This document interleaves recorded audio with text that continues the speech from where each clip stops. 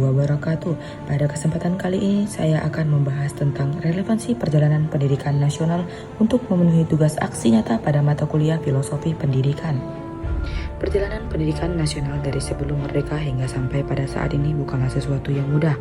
Ada perbedaan tujuan berdirinya pendidikan pada masa kolonial dan sesudah kemerdekaan, di mana pada masa kolonial pendidikan dijadikan sebagai alat untuk memenuhi misi atau kebutuhan para penjajah bangsa, sedangkan di masa setelah kemerdekaan tujuan pendidikan seperti yang tertuang dalam pembukaan Undang-Undang Dasar 1945 yaitu untuk mencerdaskan kehidupan bangsa.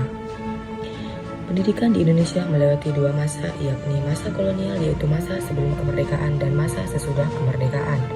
Pada masa kolonial, rakyat hanya diberikan pengajaran membaca, menulis, dan berhitung seperlunya, serta hanya mendidik orang-orang pembantu dalam mendukung usaha dagang mereka.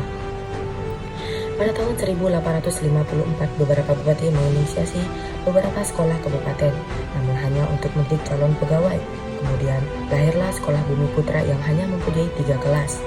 Pada akhirnya, pemerintah Hindia Belanda memberikan kemudahan kepada calon minor dokter Jawa untuk mendapatkan pendidikan dan pengajaran. Hal ini disebabkan karena pada tahun 1920 lahirnya cita-cita baru untuk perubahan radikal dalam pendidikan dan pengajaran. Dan pada tahun 1922 lahirlah Taman Siswa Yogyakarta sebagai gerbang kemerdekaan dan kebebasan kebudayaan bangsa. Setelah itu, pendidikan pada masa setelah kemerdekaan.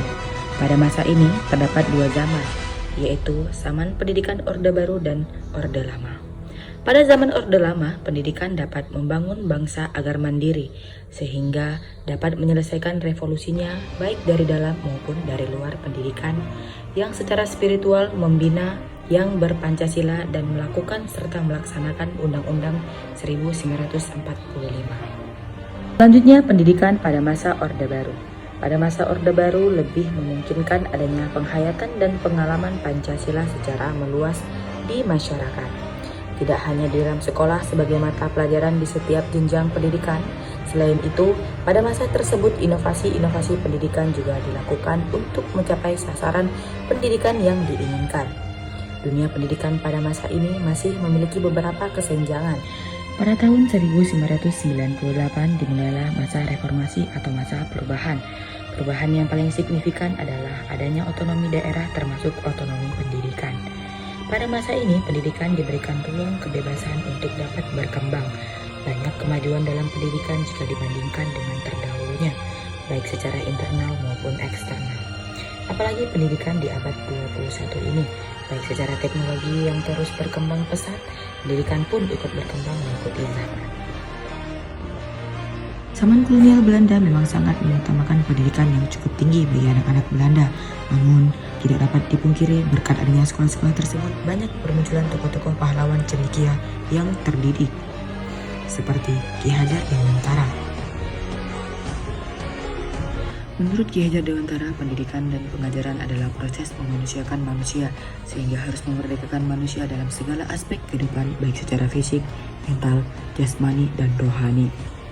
Ki Hajar Dewantara juga menyebutkan bahwa pendidikan adalah tempat persemaian segala benih-benih kebudayaan yang ada dalam masyarakat. Pemikiran-pemikiran Ki Hajar Dewantara tentunya sesuai dan sejalan dengan program pendidikan yang diusung saat ini, yaitu pendidikan dengan pembelajaran paradigma baru atau program kebijakan Merdeka Belajar. Program ini dilaksanakan untuk menghapus belenggu pendidikan yang berorientasi pada nilai yang membebani peserta didik dan proses pembelajaran yang monoton berpusat kepada guru. Program ini menyelenggarakan pendidikan yang berorientasi pada kemerdekaan guru dan siswa dalam proses belajar mengajar, sehingga proses pembelajaran akan bermakna, berkualitas, dan memberi rasa aman. Setelah mempelajari perjalanan pendidikan nasional dari sebelum dan sesudah kemerdekaan, beserta tokoh-tokoh penting dalam perangkat pendidikan, saya sadar bahwa pendidikan adalah pondasi utama suatu bangsa. Melalui pendidikan, nilai budaya dan karakter bangsa dapat dilestarikan menjadi kepribadian bangsa.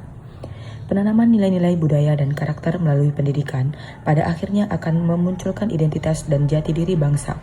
Dalam hal ini, profil pelajar Pancasila merupakan dasar utama yang perlu diimplementasikan secara menyeluruh dan mendalam dalam jiwa generasi bangsa. Perubahan diri yang saya alami di samping dari mendapatkan pengetahuan tentang perjalanan pendidikan nasional, saya akan terus melakukan pengembangan diri dengan mempelajari lebih dalam tentang konsep penerapan Merdeka Belajar, mengidentifikasi kebutuhan peserta didik untuk dapat merancang pembelajaran yang terdiferensiasi. Karena setiap peserta didik itu unik dan unggul pada potensinya masing-masing.